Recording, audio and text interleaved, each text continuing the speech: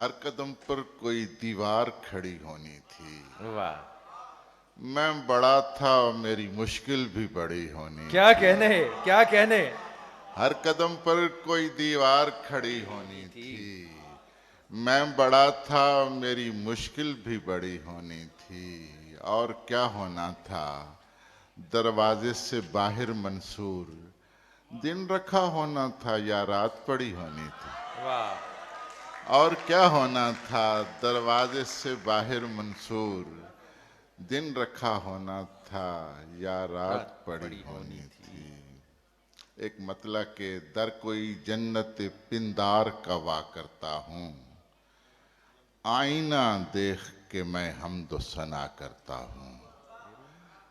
दर कोई जन्नत पिंदार का वा करता हूँ, आईना देख के मैं हमदो सना करता हूँ।